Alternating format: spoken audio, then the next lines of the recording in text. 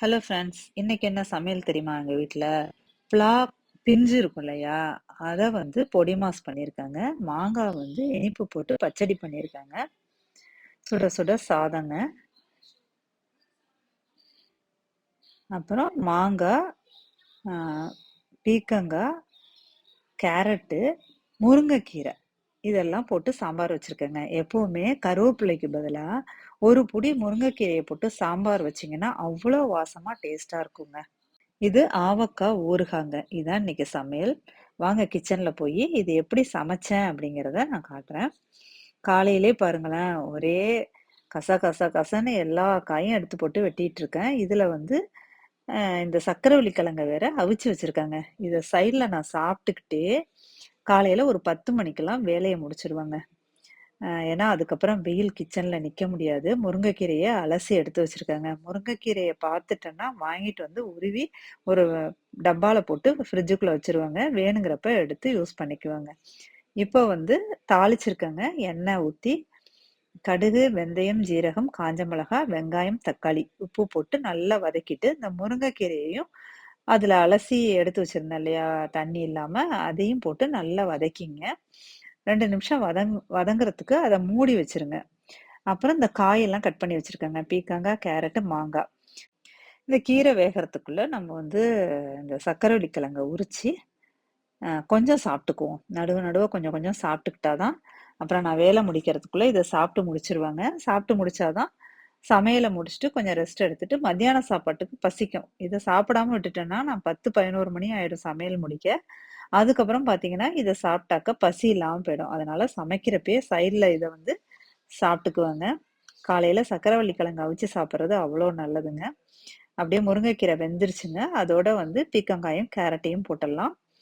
காரத்துக்கு ஒரே ஒரு காஞ்ச மிளகா தான் போட்டிருக்கேன். அதனால ஒரு 1/2 ஸ்பூன் மொளகாத்தூள் சேர்த்துருங்க. சேர்த்துட்டு லெஃப்ட் சைடு வந்து அடுப்புல வந்து பெருங்காயம், மஞ்சத்தூள் எல்லாம் போட்டு பருப்பு வேக வச்சிருக்கேங்க. அதுல கொஞ்சம் தண்ணிய புடிச்சு நல்லா கடைஞ்சு விட்டு, மேலாப்புல தண்ணிய மட்டும் அதுல ஊத்திருங்க. அதாவது காய் முழுகுற அளவுக்கு ஊத்திட்டு, அத நல்லா கலந்து விட்டுட்டு, அது வேகட்டுங்க. மூடி வச்சுட்டீங்கன்னா, அது வெந்துட்டுருக்கும். அது வந்து வெந்துகிட்டு இருக்கட்டும். அதுக்குள்ள நம்ம வந்து இந்த சர்க்கரைவள்ளி கிழங்கையும் சைடுல சாப்பிட்டுக்கிட்டு, அப்படியே பிளாமுஸோட தோல வந்து கட் பண்ணிக்கலாம். இது ஃப்ரெஷ்ஷான பிளாமுஸுங்க. அதனால பால் கொஞ்சம் வந்துச்சு. அதனால அப்படியே பேப்பர வச்சு தொடச்சுட்டு, நம்ம மேல் தோல எடுத்துட்டு, இந்த மாரி 2ஆ கட் பண்ணிட்டு, சென்டர்ல இருக்க பார்ட் வந்து நம்மளுக்கு யூஸ் கிடையாதுங்க. ஓரம் மட்டும் தான் யூஸ் ஆகும். அத வெட்டி 2 வெட்டி குட்டி குட்டியா வெட்டி, ஒரு தண்ணீல போட்டுறலாங்க. அது கருத்து போகாம இருக்கும்.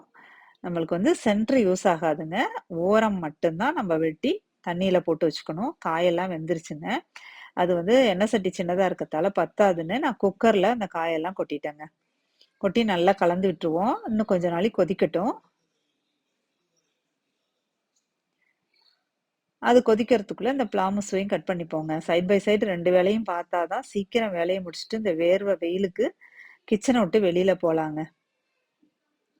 அப்புறம் சாம்பார் அங்க காய் வெந்துட்டுருக்கு இல்லையா? அதுக்கு வந்து புளி மட்டும் தாங்க ஊத்தணும். தாளிச்சாச்சு, காய் வெந்துருச்சு. புளி மட்டும் ஊத்துனா சாம்பார் முடிஞ்சுதுங்க.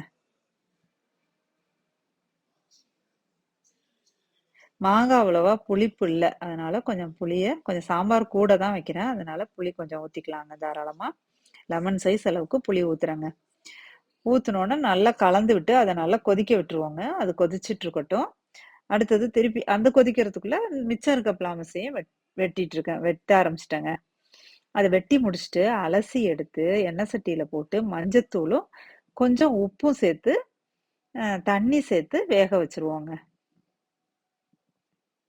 மஞ்சத்தூள், உப்பு சேர்த்து பிளாமஸ வேக வச்சிடலாங்க. மூடி போட்டு வேக வச்சுருவோம். அது வந்து ரொம்ப கொழைய வேக வேண்டாங்க. கையில எடுத்து இப்படி நசுக்குனீங்கன்னா, நசுங்குற அளவுக்கு வெந்தா போதும். ஒரு 5 நிமிஷத்துல அது வெந்துருங்க.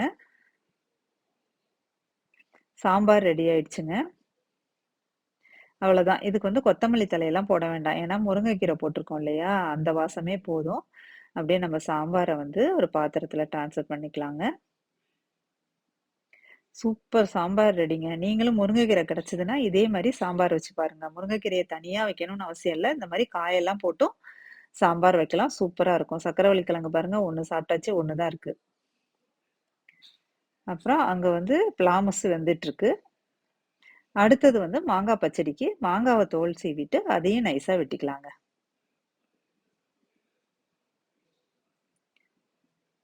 இப்போ பிளாமஸ் வெந்துருச்சுங்க. எடுத்து கையால் அப்படி நசுக்கி பார்த்தீங்கன்னா உடையும். அவ்வளோதான், ரொம்ப குழைய வேண்டாம்.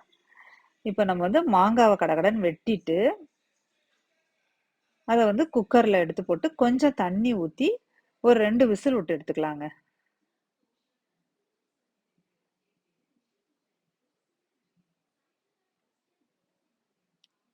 எண்ணெய் சட்டியிலே வேக வச்சுக்கலாம். ஆனா 2 விசில்னா சீக்கிரம் வெந்துருங்க. அதனால 2 விசில் விட்டு எடுத்துக்கலாம். அது ஒரு பக்கம் இருக்கட்டும். இப்போ வந்து நம்ம பிளாமஸ் எடுத்து மிக்ஸியில அடிச்சா வந்து அது கொஞ்சம் கொல கொலன்னு ஆயிடும். அதனால நம்ம என்ன செய்வோம்னா, அம்மியில எல்லாம் வச்சு நுணுக்குற மாதிரி நம்ம வந்து இத வந்து எப்படியாவது ஒரு நுணுக்கி அத ரெடி பண்ணலாங்க. இப்போ வந்து ஃபர்ஸ்ட்டு தண்ணீலருந்து அத வடிச்சு எடுத்துக்கலாங்க. இது பாத்திரத்திலே கொஞ்ச நாழி ஆறட்டுங்க. இதுக்கு தேவையான வெங்காயம், பச்சை மிளகாய், கருவேப்பிலை, கொத்தமல்லி எல்லாம் எடுத்து வச்சுட்டாங்க கட் பண்ணி. இத வந்து நம்ம வந்து ஒரு பிளேட்ல எடுத்து வச்சுருவோங்க. நம்பளுக்கு வந்து இப்ப அந்த கட் பண்ற பலகை தேவைப்படுது. அதனால நம்ம இத பிளேட்ல எடுத்து வச்சிடலாம். கொத்தமல்லியும் எடுத்து வச்சிடலாம். இப்ப பலகையில என்ன செய்ய போறோம்னா, இந்த கட் பண்ணி வச்சோம் இல்லையா பிளாமஸு, அத கொஞ்சம் கொஞ்சம் எடுத்து பூரிக்கட்டை இருக்கு இல்லையா, அதால லைட்டா இப்படி நசுக்குனீங்கன்னா, அம்மியில நசுக்குன மாரியே பொல பொலன்னு அழகா வந்துருங்க. என்னமோ தோணுச்சு இன்னைக்கு. எப்பவும் மிக்ஸியில தான் ரிவர்ஸ்ல அடிச்சுக்குவேன்.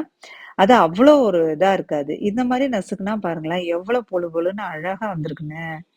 என்னமோ இன்னைக்கு திடீர்னு இது ஸ்ட்ரைக் ஆச்சு. சரி இந்த மாரி செய்யலாம் அப்படின்னு. இந்த மாரி நுணுக்கி நுணுக்கி ஒரு பாத்திரத்துல மாத்திக்கலாங்க. எல்லாத்தையுமே இந்த மாரி நுணுக்கி எடுத்துக்குவோங்க.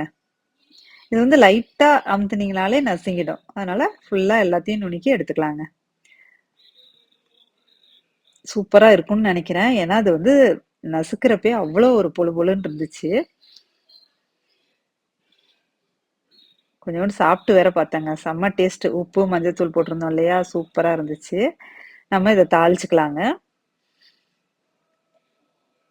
கொஞ்சம் எண்ணெய் ஊத்திக்குவோம். கடுகு போட்டுடலாங்க. கடுகு போட்டுட்டு, அதுக்கப்புறம் ஒரு கொஞ்சம் உடைச்ச உளுந்து சேர்த்துக்கலாங்க. கொஞ்சம் ஜாஸ்தியாவே சேர்த்துருக்கேன். நல்லா வாசமா இருக்கும் உளுந்து. அதனால கொஞ்சம் ஜாஸ்தியாவே சேர்த்துருக்கேங்க. இப்ப பச்சை மிளகா, கருவேப்பிலை, வெங்காயம் கொஞ்சம் தாராளமா சேர்த்துக்கலாம். இப்ப இதுக்கு வந்து தூள் உப்பு சேர்த்துக்கலாங்க. கல் உப்பு சேர்த்தீங்கன்னா, இதுல நான் தண்ணி எல்லாம் இனிமே சேர்க்க போறதில்ல. கரையாம அங்கங்க கல்லுப்பு வாயில கடிபடும். அதனால தூள் உப்பு சேர்த்துங்க. நல்லா வதக்கிங்கங்க.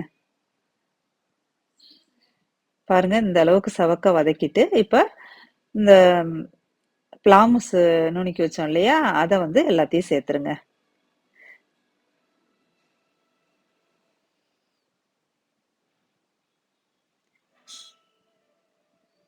சேர்த்து நல்லா கரண்டியால இப்படி பெரட்டி விட்டுங்க. எவ்வளோ பொல பொலன்னு இருக்கு பாருங்க.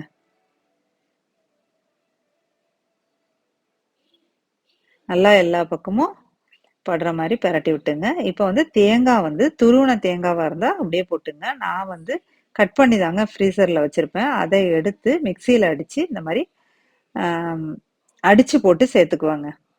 அடிச்சு சேர்த்துருவேங்க.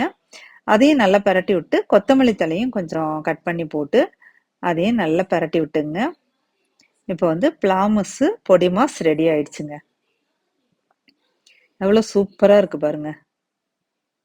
இத நீங்களும் ட்ரை பண்ணி பாருங்க. செம்ம டேஸ்ட்டா இருக்குங்க. இதுல வந்து புரோட்டீன் ஜாஸ்தின்னு சொல்லுவாங்க. அந்த காலத்துல என்ன சொல்லுவாங்கன்னா, இந்த பிளாமஸ் வந்து சாப்பிடுறது ஒரு கோழி சாப்பிடுறதுக்கு சமம் அப்படின்னு சொல்லுவாங்க. அந்த காலத்துலன்னா நாட்டுக்கோழிய தான் சொல்லியிருப்பாங்க. இப்பதான் பிராய்லர் சிக்கன்லாம், அப்பல்லாம் நாட்டுக்கோழி தான். அந்த கோழி சாப்பிடுற அளவுக்கு சத்து கிடைக்கும் அப்படின்னு சொல்லுவாங்க. இப்போ வந்து மாங்காய நம்ம வேக வச்சோம் இல்லையா? அத ஓப்பன் பண்ணி பார்ப்போம். எப்படி குலைவா வெந்திருக்கு பாருங்க. இப்போ ஒரு தாளிச்சுக்கலாங்க அதுக்கு. எண்ணெய் சட்டி அடுப்புல வச்சு எண்ணெய கொஞ்சம் ஊத்தி, ஒரே ஒரு காஞ்ச மிளகாயும், கடுகு ஒரு 1/2 ஸ்பூனும் சேர்த்துக்கலாங்க. கடுகு வெடிச்சதுக்கு அப்புறம் நல்லா வெடிக்கட்டுங்க. கருவேப்பிலை ஒரு கொத்து சேர்த்து நல்லா பொரியட்டுங்க. இப்போ மாங்காய அதுல சேர்த்துருங்க. சேர்த்துட்டு அதுல கொஞ்சம் நாட்டு சர்க்கரைய சேர்த்துங்க. துளியோண்டு ஒரே ஒரு பிஞ்ச் அளவுக்கு உப்பு சேர்த்துங்க. அப்பதான் இனிப்பு வந்து நல்லா தூக்கி குடுக்கும். தேவையான அளவு நாட்டு சர்க்கரைய சேர்த்து கலந்து விட்டுருங்க. நல்லா கரைஞ்சோன்னே தேங்காய் நான் மிக்சியில தான் அடிச்சு வச்சிருக்கேன். அதை சேர்த்துடலாம். தேங்காயை சேர்த்து நல்லா கலந்து விட்டீங்கன்னா மாங்காய் பச்சடி ரெடிங்க. சிலருக்கு வந்து மாங்காய் வந்து சாப்பிட்டா வயித்த வலிக்கும். அப்ப என்ன செய்யணும்னா நீங்க 1 ஸ்பூன் நெய் அதுல சேர்த்துருங்க. நெய் சேர்த்தா கொஞ்சம் வயிறு வலி, அதாவது ஹீட் ஆகாம இருக்கும் அப்படின்னு சொல்லுவாங்கங்க. அதனால நெய் கொஞ்சம் சேர்த்துங்க. இப்ப நம்ம வந்து மாங்காய் பச்சடி ரெடி பண்ணிட்டோம். பிளாமுஸ் பொடி மாஸ் செஞ்சாச்சு. முருங்கைக்கீரை, மாங்காய், பீக்கங்காய், கேரட் சாம்பார் வச்சாச்சுங்க. எல்லாம் டேபிள்ல கொண்டே வச்சுட்டேன். பிளேட்ல எல்லாத்தையும் போட்டுக்கலாங்க.